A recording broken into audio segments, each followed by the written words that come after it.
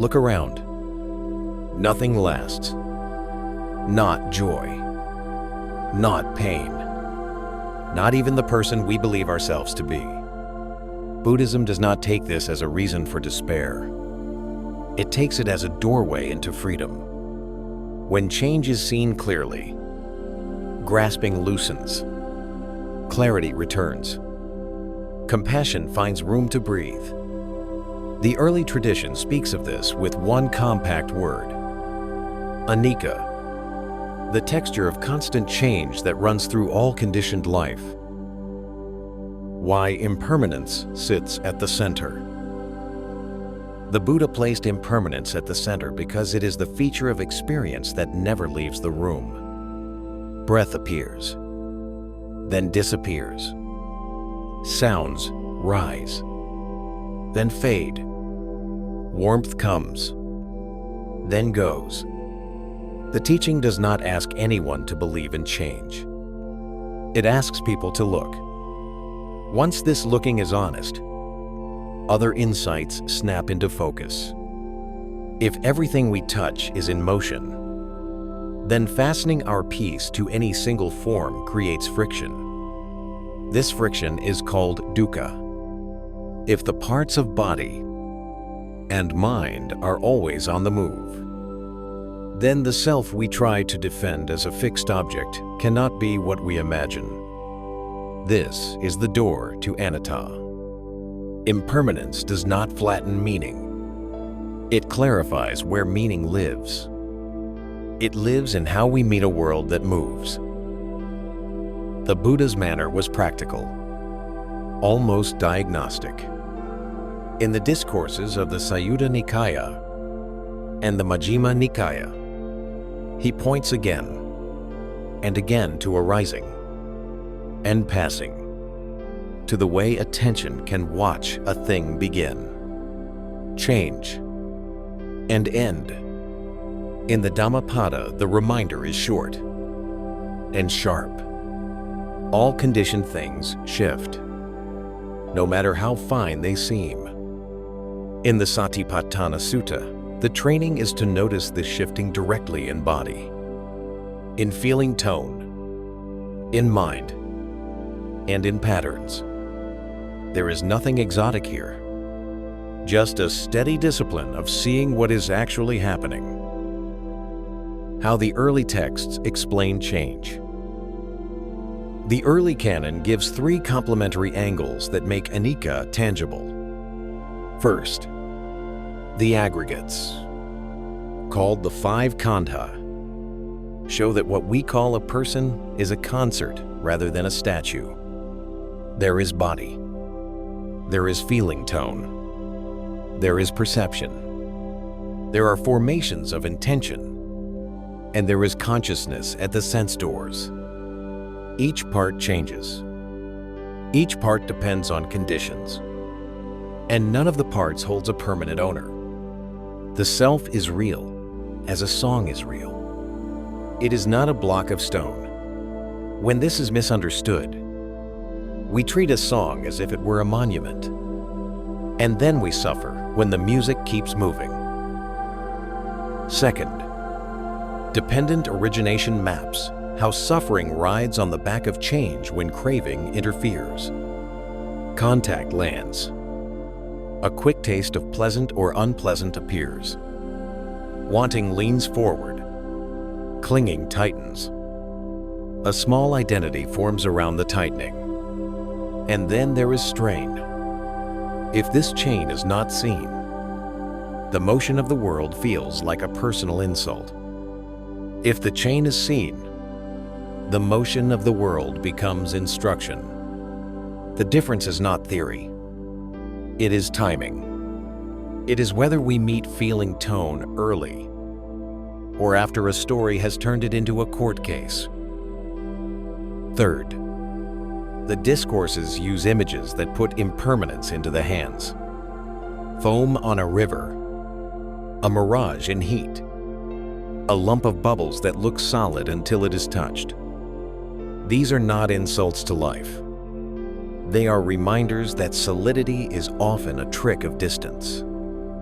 Up close, everything is movement, exchange, and flow.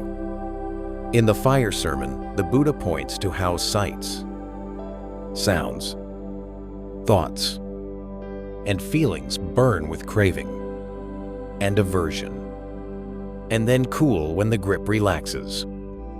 Cooling is the flavor of release, not because the world stops, but because the hand stops clutching at smoke.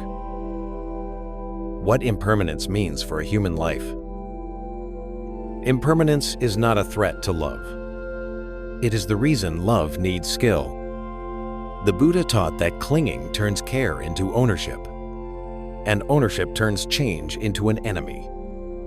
When the mind insists that a partner never change, that a child never stumble, or that a body never age, the mind fights the architecture of the world and calls the architecture unfair. The training is not to quit loving. The training is to love with an open hand. The open hand is possible because anicca is predictable. Everything moves, so we learn to move with it. Impermanence also shapes responsibility. If we were carved from stone, nothing learned would ever matter. Because we are process, intention can redirect the stream. The Buddha points people to causes and conditions, to how speech becomes habit, how habit becomes character, and how character becomes a climate in which suffering either grows or shrinks. Ethics in this light is not a scoreboard. It is irrigation. You bring water where it will help, and you stop leaks where they hurt. Impermanence finally reframes grief and joy. Grief is honored because love cared for a form that has changed. There is nothing childish about mourning the change. Joy is honored because it does not need to be permanent to be worthy. The way is to feel both without adding the second arrow. The arrow that says this should not be. The arrow that makes weather into a verdict. Western echoes that help the ear. The insight that everything flows appears beside other rivers. Heraclitus in ancient Greece says that no one steps into the same river twice, because it is not the same river, and it is not the same person. His point is kin to Anicca. Form is pattern rather than frozen essence. The Stoics speak of what is up to us and what is not. They advise care for judgment and intention, since weather and reputation do not obey. This is close to the Buddhist shift from controlling outcomes to tending conditions. David Hume calls the self a bundle of perceptions in motion. Another way of saying that a song convinces us there is a solid player behind the notes. Henri Bergson writes about duration, a living flow that cannot be chopped into dead pieces without losing its truth. Friedrich Nietzsche reminds readers that becoming is the rule, not the exception, which is one reason he respects courage and experiment more than static identity. In different vocabularies, these voices remove the marble pedestal from under the world, not to push us over, but to let us walk. These echoes do not replace the Dharma. They help modern ears relax into it. If impermanence feels like a foreign claim, it may help to hear that thoughtful people in many places reached toward the same horizon. A world that moves, a self that is process, and a freedom that grows when we stop trying to nail rivers to the table. Why impermanence does not mean nothing matters. A frequent worry says, if everything changes, then meaning evaporates. Buddhism answers with a steady voice, because everything changes. Our choices matter even more. If moods were permanent, there would be no point in patience. Yet patience works because moods move. If habits were permanent, there would be no point in practice. Yet practice works because habits bend. The Heart Sutra in the Mahayana stream supports this when it says that form and emptiness lean into one another, not as a trick, but as a way of saying that things lack fixed essence, so they can be cared for. Interdependence makes kindness consequential, and impermanence makes repair possible. Impermanence also protects joy from panic. When a good season arrives, it can be enjoyed without turning it into an identity that must be defended. When a hard season arrives, it can be endured without turning it into a prophecy that must define a life. The middle path here is light on drama and heavy on steadiness. How Anicca shapes self and ethics.